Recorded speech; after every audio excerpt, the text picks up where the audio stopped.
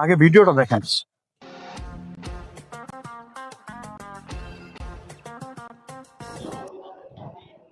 এই half ladies নাকি সুদর্শন পুরুষ।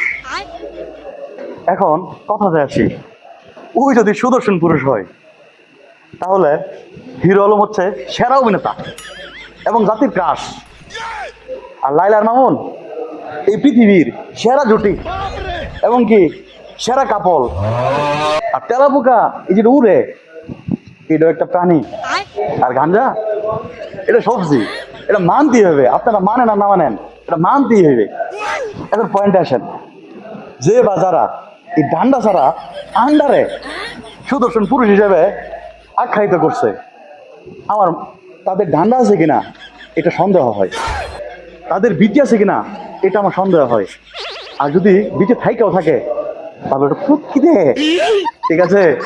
আর বাকিটা আপনারা মিলাই লেন। Okay.